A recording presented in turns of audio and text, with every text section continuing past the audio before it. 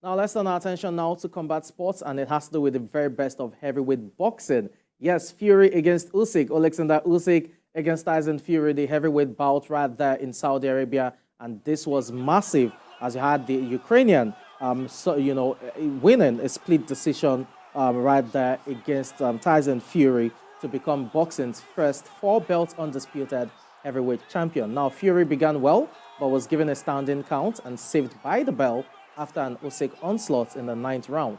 In a tense wait for the scorecards to be read out, Fury appeared convinced of victory before his stony-faced Usyk broke down in tears when he was confirmed as the winner. And as a result, Usyk now takes the WBC belt from Fury and adds it to his WBA, WBO, IBF collection. And the 37-year-old remains unbeaten and is the first boxer in almost 25 years to stand tall as the sport's sole heavyweight world champion. This is definitely deserving, and you cannot rule out the fact that the Ukrainian is indeed a legend of the sport. Number one Hall of Famer, no doubt about it. Undisputed in the cruiserweight division, now in the heavyweight division, he is undisputed once again. Definitely Oleksandr Usyk is the man to beat in the heavyweight division. Joining me to discuss this is a British boxing promoter, Ben Gray. It's good to have you on the show this evening. Thank you. Great to be here. Okay. Well, let me say, you went all out for Tyson, I would presume, but it didn't go Tyson's way. Do you think the result was justified? Do you think Usyk deserved the win? 100%. And actually, I wasn't supporting Tyson Fury. I was supporting Oleksandr Usyk. I think he's interesting. Absolutely. I was trying to play the devil's advocate. I'm a boxing fan first and foremost, okay. And I've got a huge amount of respect for him. He represents great humanity within himself, and actually he's a phenomenal boxer, as we've seen. So I certainly wasn't anti-Tyson Fury, but I thought Usyk would win, and so it proved to be the case. Okay, let's look at the scoring now. I know so many people will definitely talk about, the ninth round going all the way for, Usyk. That those who would also argue, maybe we should start from there actually. Let's look at the ninth round.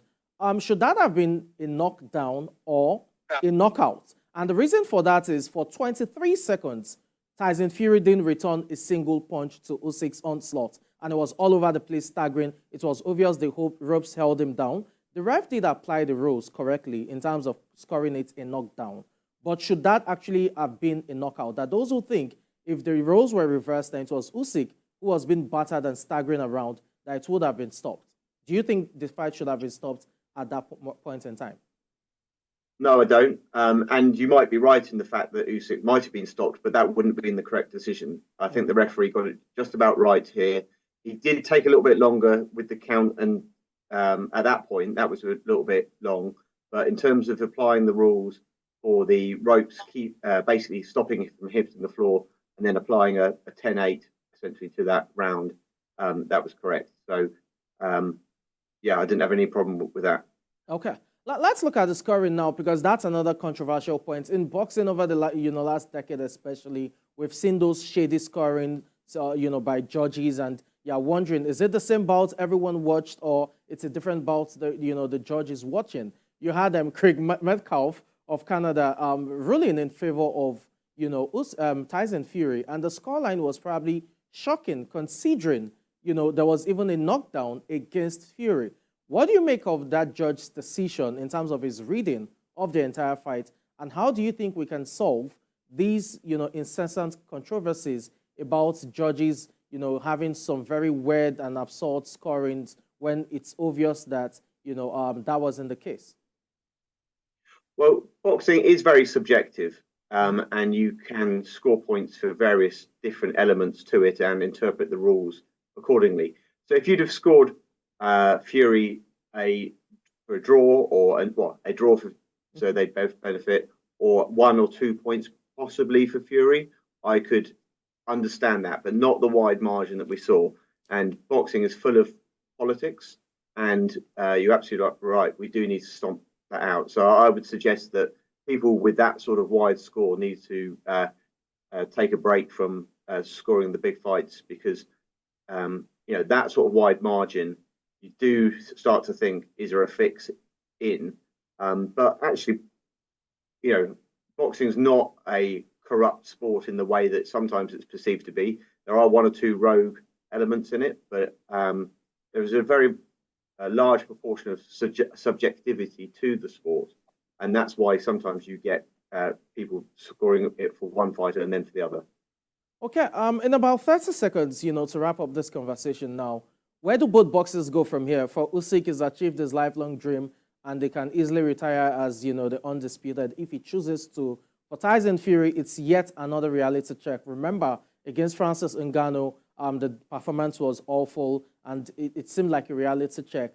Now, 2 successive bouts under his belt, he hasn't performed, to expectations of so many people. What's the next step for Usyk and Tyson Fury in about 30 seconds? I would like to see Usyk retire and go out as an all-time great. There is a rematch, so they might do that, and there's an offer for redemption there for Fury. But I also need to say that whilst we're on the undercard of this fight, there were 2 Nigerians on that card, so let's acknowledge those guys as well. So Moses Atama won in the second round. He's a young up-and-coming heavyweight, and unfortunately, Joseph Wahab from Nigeria lost, but he was forced up a weight. So I'd like to just make sure that we highlight those Nigerians. And this weekend, Lawrence Okoli is fighting for the Bridgetweight WBC world title. So everyone should get behind him on that as well. Okay. We'll see how it is, and we'll just wish both boxers recover quickly and possibly put up another classic again in October for the rematch. Ben Gray, British boxing promoter, thanks for your time on the show this evening. Thank you. Thank you so much.